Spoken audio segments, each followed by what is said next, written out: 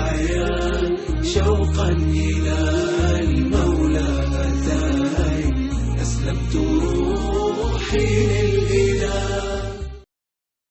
أعوذ بالله من الشيطان الرجيم. بسم الله الرحمن الرحيم. الحمد لله والصلاة والسلام على رسول الله وعلى آله وصحبه ومن والاه. أما بعد. Hürmetlik savaştaşlar, biz ilgirki derslerimizde ehli kitaplarının ve müşriklerinin ki müminlerge silavatkan, aziyeti görüstüvatkan karşılıklarına karıda Peygamber aleyhissalatu vesselam'a ve müminlerge Allah subhanahu ve ta'ala'nın ki belgen tesellisi meselenin mahiyetini düşündürüşleri hakkında mezmunlarını sözlep ötkendik. Ama bugün şu Al-İmran'ın ki 187. ayetiga keldik. Ayet asli ehli kitap Resulullah'a karşı, müminlerge karşı yol tutuş emas. Asli buladın ilingan vədə, bulağı kelgen talimat Resulullah'a əgişiş, haqqa əgişiş kellikini Allah subhanahu ve ta'ala bu ayette ortaya koyup şunda deydi. Estaizu billah. وَإِذْ أَخَذَ اللّٰهُ مِيثَاقَ الَّذ۪ينَ أُوتُوا الْكِتَابَ لَتُبَيِّنُنَّهُ لِلنَّاسِ وَلَا تَكْتُمُونَهُ فَنَبَذُوهُ وَرَاءَ ظُهُورِهِمْ وَاشْتَرَوْا بِهِ ثَمَنًا قَلِيلًا فَبِئْسَ مَا يَشْتَرُونَ. Öz vaxtıda Allah subhanahu ve ta'ala kitap verilgen ehli kitaplarını şunda vədini aldı. Nemdep hakikatini, yani kitap ne? Peygamber'in sıfatlarını kişilerge bayan kılısıyla yuşamayısıladı. Ama bu kitap ne? Bu hakikat ne? Keynici çörüvetti. Bunun bedelige azgına maddi dünya, mal, mülk ki. Setip aldı bunu almaştığı. Almaştığıgan ip qalan nesli bek yaman neslidir. Endi biz ma ayette ehli kitaptın ehdi ilinğallık hakkındaki mezmununu anladık. Bu sureninki ilgirki ayetleri de 81. ayeti de şu Al-İmran suresinninki peygamberlerden ehdi ilinğallığını okuğandık. وَاِذْ أَخَذَ اللّٰهُ مِيثَاقَ النَّبِيِّينَ لَمَا آتَيْتُكُمْ مِنْ كِتَابٍ وَحِكْمَةٍ diyen ma ayette peygamberlerden ehdi misak ağandı. Meyada ehli kitaptın aldı. Ayada nimeden aldı? Peygamberlerden aldı. Yani peygamberleri bulağı bunu yetküzgen ve bulağı yetküzülgen muşa ehli misak, muşlardan ilinğan ehli misak dep düşensek buluşu mümkün. Hem de ayette bulağı birilgen talimat bu hususta bayan kılış, yuşumaslık. İki neresi var? Birisi kitap. Yani birisi kitaptaki Resulullah'ın sıfatları. Ameliyat ikisi bir gap yani. Ama bular kitap ne? Qanda qılıp bayan qılmadı, qanda qılıp yuşadı dese, bular kitapның bir kısmını unutdu. Kitapның bir kısmını unutdu. Unutdu deganlikning o'zi bular sal qaradı, tashlab qo'ydi degan gap. Çünkü bir narsani tashlab qo'ymasa unutmaydi. Sura Ma'idaning 14. oyatida "Fanasu hazzan mimma zukkiru bihi" unutganlikni tilga olmayadi. Endi unutmagan qismini-chi kitapni unutmagan qismini qanday qildi desa, "İnnellezîne yektumûne mâ enzelnâ minel beyinâti vel hudâ min ba'di mâ beyyennâhu linnâs fil kitâb." Yuşadı. Unutmaganni yuşadı. Qarama, kitapda düşegen beyinat Allah'ın ayetlerinin bir bölüklerini unutdu, bir bölüklerini yuşadı. Unutuş bu bir iş, yuşuruş başka bir iş.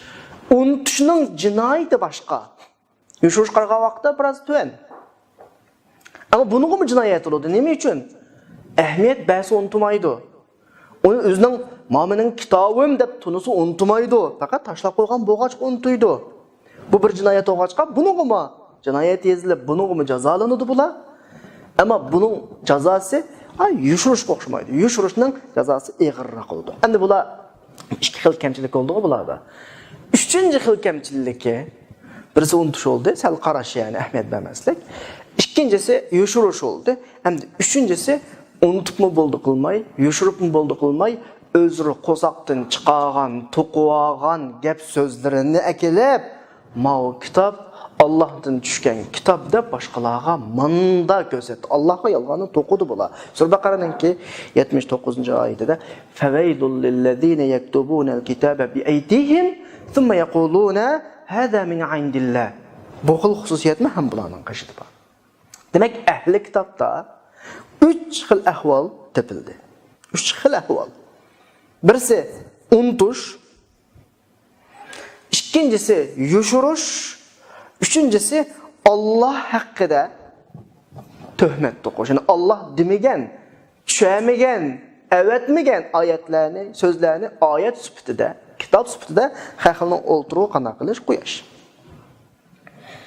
Demak, yuqorqi oyatdagi bayon qilish, yushamaslik ishga ifoda kitob deb tushunsak bo'ldi. Kitobni bayon qilish, kitobni yushamaslik. Bu shaklda tushunsak bo'ladi.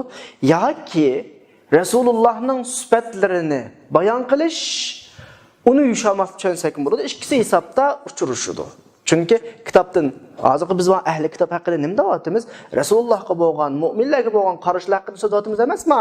Agar shular kitobni yushamagan bo'lsa, bayon qilgan bo'lsa, bular unda qilmaydi. Ya'ni chunki kitobda Rasulullohning nimasi bo'lyapti?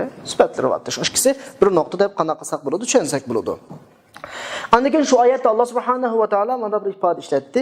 Fanabazuhu vara'a zuhurihim. Onu keyniçi etivetti deb ifade işletti.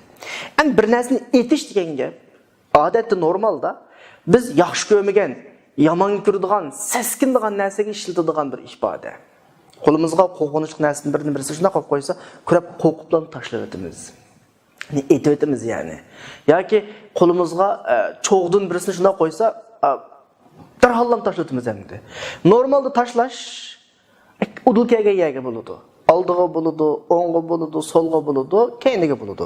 Oyat lekin unda demak, keyniga ifodasini qo'llanishi bulardagi bu kitobdagi haqiqatliga Rasulullohning sifatlariga bo'lgan ajoyib bir yomon ko'rish ifodasini tasvirlasa kerak. Hatta buningga qarg'usi yo'q bir shaklda bunu kövmeyle emdi degan bir şekilde keynigi taşlıvetti degan ifadeni bu yerda qana qilsa kerak, qo'llansa kerak. Ondan keyin oyatning oxirgi qismida nima deydi? Ular keyni taşıt deb bo'lib, "Vashtaru bihi samanan qalila." Bular buning badaliga ozgina samanni almashtirib qo'lga oldi setib ol. Saman degan nima desa, biz odatda normalda so'zlik ma'nosiga qarasak, pul degan gap, ya'ni mol dunyo degan gap, manfaatning simvoli bu. Balkim bu manfaat har odamning manfaati har xil bo'lishi mumkin. Birisining huquq, quldan huquqining ketib qolishi, huquq tamasi, yani birisi saltanat tamasi, yani birisi pul, yani birisi her türlü menfaat var insan menfaatini degan. İnsan menfaat deb o'ylab qoladigan har türlü ish var. Ajdan hammasini yig'iblam saman ifodasi qo'llandi, ya'ni pul ifodasi qo'llandi. Deganimizda chunki pul ashlarning hammasiningki bir simvoli. Pulga ashlarning hammasini qanaqa qilib bo'ladi, setib olib bo'ladi. Ya'ni bular xulosaliga vaqtimizda masalani dünya mal-mülk menfaati üçün, yani dünya hayat menfaati üçün o hakikatlerini taşladı ve dünyanın menfaatlerini aldı. Əməliyyətdə fəbi səmayəşdirun ki, bulanın almışdığın erişidiğini nəhayət yaman. Yani addi nəslə əməliyyətdə. Qısqığını hayatda çəklik dairədə bolğan bir menfaatini setib aldı əməliyyətdə. Ondan keyin ayət Allah Subhanahu wa Taala deydi: "Və la tahsabannallazina yafrahuna bima ataw ويحبون أن يحمدوا بما لم يفعلوا فلا تحسبنهم بمفازة من العذاب ولهم عذاب أليم." Siz qilgan ishlar bilan xushallanadigan kishilarni yoki va qilmagan ishlari bilan madhiyalanishni yaxshi ko'radigan kishilarni bir qutlub qala fala tahsabannahum bimafazatin min al-azab. Ularni azobdan qutulib qoldi deb o'ylamang, ularga dardlik azob bor deyotdi. Endi bir ishni o'ylash ifodasi bor bu yerda. La tahsabanna fala tahsabanna, o'ylab qolmang deb bir ifoda. O'ylash degani ma pilninki asli tilinishi, masalaning asli mohiyati boshqa yoqda, ammo anglovchi boshqacha tushungan tarafni shu ifoda bilan qo'llanadi normalda. Bir ishlar bilan qilgan ishlar bilan xushalanish odatda ikki turlik bo'ladi.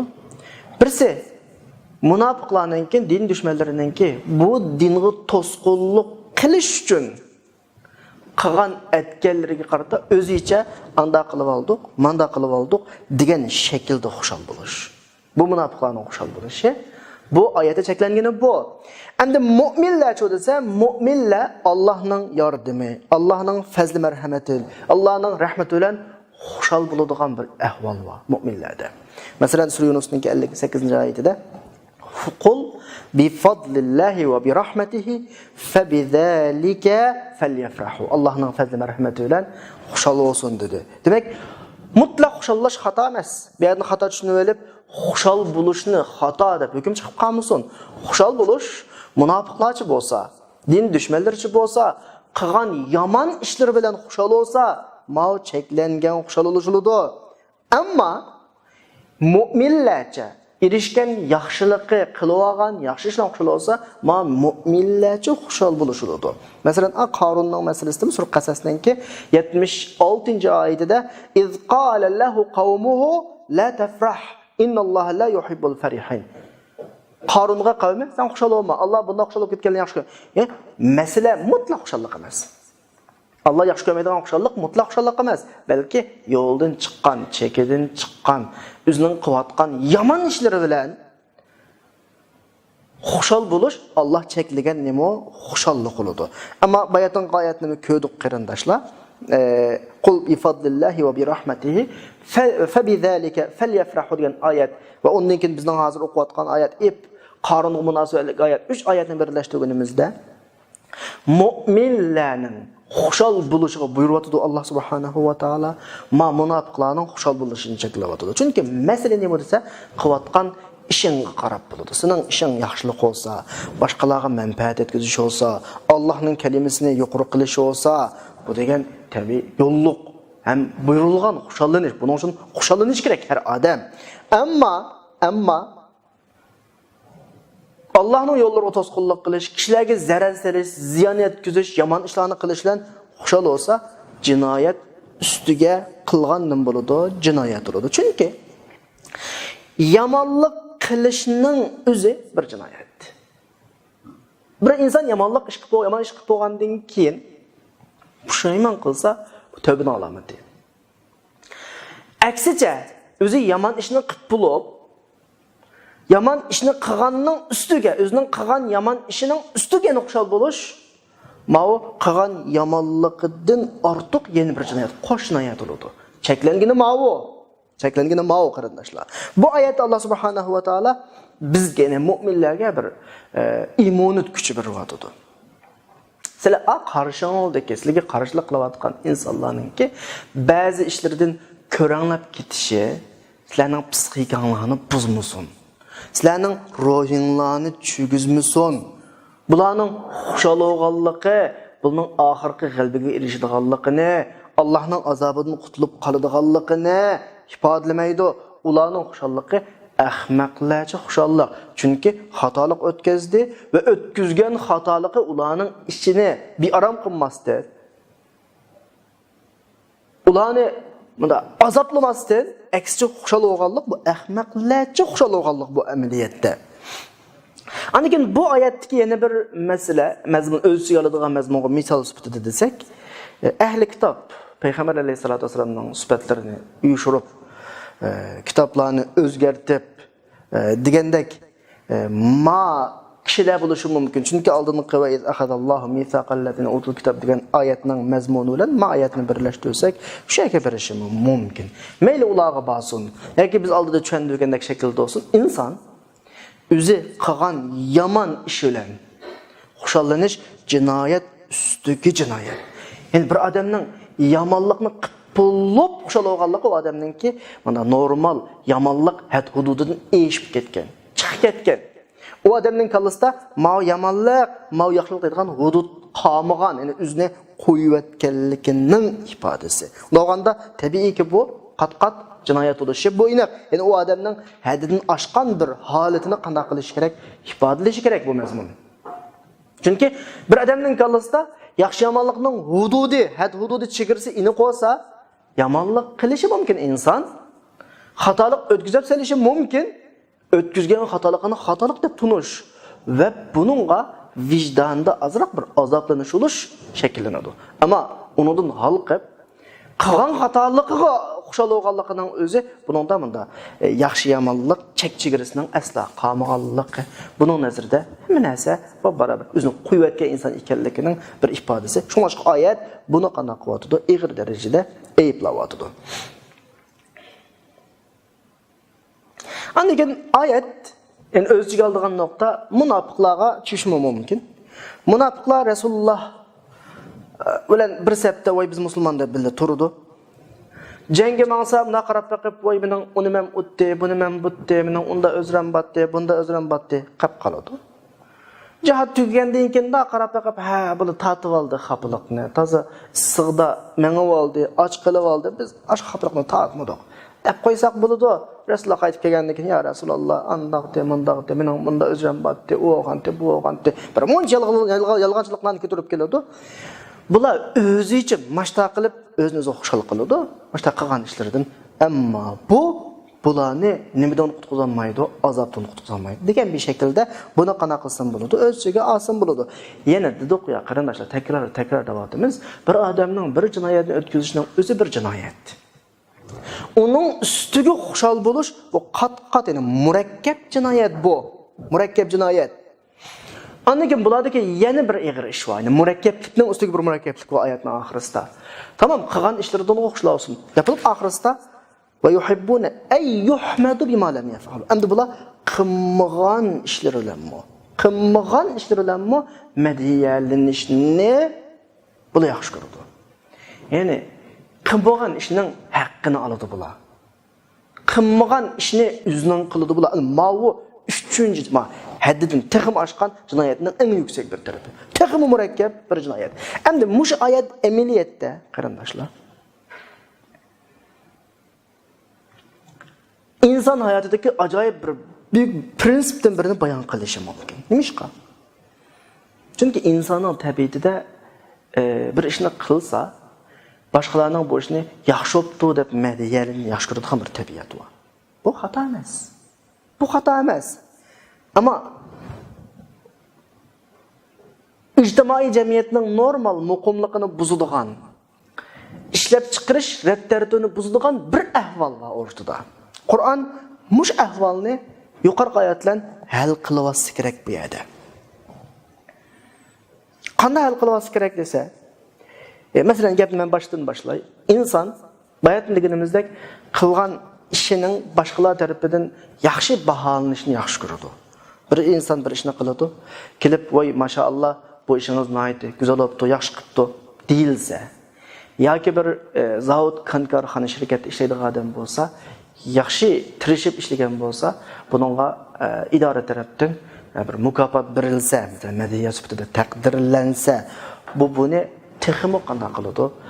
Aktiv holatga ko'taradi, texmi tirishidi.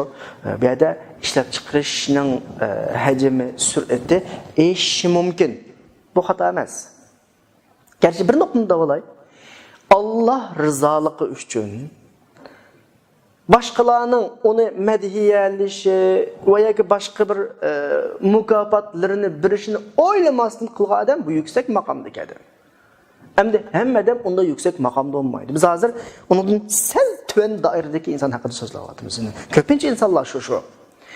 Endi bayatni gapimizda davom qilsak, shu shaklda uni rag'batlantirib turish ya yaxshi gap bilan yoki mukofotlar bilan rag'batlantirib turish buning texmo tirishiga ibbasa. Ve kişiler bunun bu xil şekildeki tirishchanligidan manfaatlansa ve bunun mukofatlanganiga qarab başka kişilermin mushsabga qo'shilsa, şu asosda jamiyatda bir jiddiy tirishchanlik, jiddiy xizmat, jiddiy ishlab chiqarish kayfiyati, muhiti yaratilsa, bu bir güzel ish. Bunun cheklangani yo'q. Muhim nuqtani so'zlaymiz ha. Mesela Kur'an-ı Kerim'e qarasak bunun misallarından birini Sure Kahf'ninki 83-84. ayetinde Allah Subhanahu ve Taala Zulqarnayn haqqida qana qiladi so'zlaydi. Ve yes'alunaka an Zulqarnayn. Qul sa'atlu alaykum minhu zikra inna makkanna lahu fil ard wa ataynahu min kulli shay'in sababa. Zulqarnayn haqida so'zlab, Zulqarnaynga biz har qanday bir narsaning sabab nuqtasini berdik. Musha kelgan vaqtda bir gapni qo'shib qo'y, har qanday narsaning sabab nuqtasini degan yerdan biz bunday narsani olamiz. Biz nimalarni qilib ketayli? Zulqarnaynga o'xshash ajoyib bir podshohlik berilsin, ajoyib bir hikmat, ajoyib fanparasat, ajoyib mahorat, qobiliyatlar berilsin. Masalan, bugünkidek taraqqiy qilib ketili, osmonda uchadigan aeroplanlarimiz masalan, okeanlarda mangadigan tog'dek paraxotlarimiz masalan, nimani qilib ketili, qilgan ishimizni zanjirsimon holatda ondan ilgirki bosqich, ondan ilgirki bosqich va ondan ilgirki bosqichni surishti qilib borsak, eng oxirisida manba Alloh qo'yib taqiladi. Ondan keyingilarning hammasi bizning qilgan sababimiz. Masalan, yeyotgan tamoqimiz desak, oldimizga kelgan tamoqning aslisi bug'doy, un masalan, uning aslisi bug'doy, uning aslisi yeyga getirib, opasak yeyib chiqadi. Menvatqan qatnash qollarimizni shu surishti qilib opasak, oxirisida Alloh osmondan tushgan tumirib chiqadi. Demak, bu yerda Alloh tarafidan kelmaydigan hech yo'q.